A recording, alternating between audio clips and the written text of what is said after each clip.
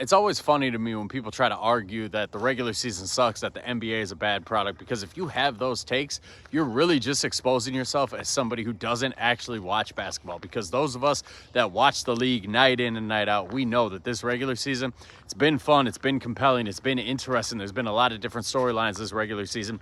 And one of the most compelling and interesting storylines has been the redemption arc of Bones Highland. This is something that more people are starting to pick up on now, especially since Anthony Edwards has been out and Bones Highland has had to step up. And he's had some huge games. You saw him last night against the Celtics, 23 points. He was the best player on the court. The dude was playing out of his mind, some of the best basketball that he's ever played. And if you'd have told me a year ago that Bones Highland would be one of the 5 most important players on an actual contender, I would have told you you're out of your fucking mind, because Bones Highland a year ago, his career was damn near over. His NBA career was in the dirt a year ago. Let's go over the Bones Highland timeline. So he gets drafted by the Denver Nuggets. He can never really find a fit there. You know, he's not a guy who is necessarily going to dictate to Nikola Jokic or dictate to Jamal Murray. You know, he wants the keys in his hands a little bit. And Mike Malone, he was never trusting young guys like that either. So Bones Highland, he doesn't really get a chance there. He gets traded to the Clippers once again. Doesn't really get a chance there. He gets traded to the Atlanta Hawks. The Atlanta Hawks say thanks, but no thanks. They just waive him right away. Minnesota Timberwolves, they pick him up at the end of last year.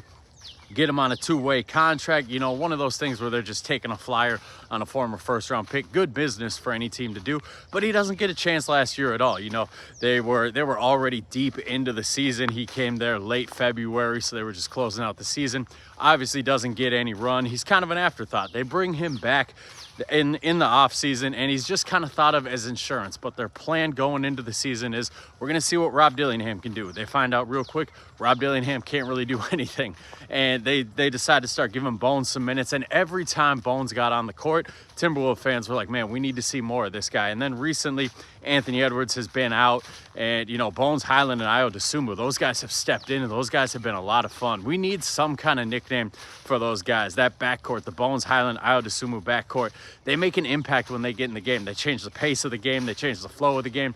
They just play their ass off. I've heard people say twin turbos. That's pretty cool. I've heard people say high dose. I love that nickname, combining the two names, the high dose lineup. I'm for it. So Ayo Dosunmu, Bones Highland, you can argue, they've kind of saved the Timberwolves season the last week or so, because that Anthony Edwards news comes out.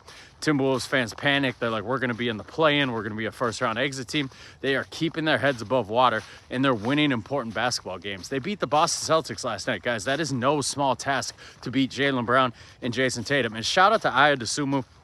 Hell of a game yesterday. One of the most impressive things is he had actual great defensive possessions where he was guarding Jason Tatum, who is a giant compared to Ayo Dosunmu. Ayo Dosunmu is 6'4", maybe 6'4.5" on a good day. He is long, he is lanky, he can play bigger than his size, but still, Jason Tatum is 6'10". There's not a universe where Ayo Dosunmu should be able to guard him, and Jason Tatum is one of the better tough shot makers we have in the NBA.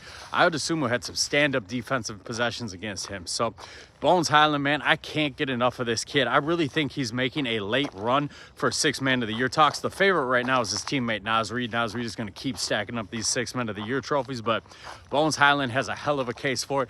If the NBA did a Comeback Player of the Year award, he would be the runaway winner. Because like I said, a year ago, his career looked like it's over. How many times have we seen guys who are first-round picks who never really get a shot? They bounce around a little bit. Usually when you get traded to a team and that team immediately waives you, that's like a nail in the coffin for a young dude's career. So shout out to Bones Highland, man. The work that he has put in, you can tell his attitude's totally different than it was in Denver, maybe even than it was in LA.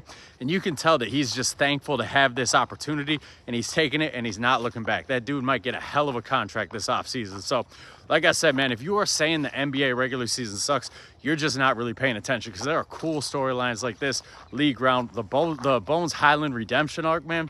I'm here for it. Let me know in the comments what you guys think about how Bones is playing this year. Do you think he can actually make a Sixth Man of the Year run? And what kind of contract is he looking at this offseason?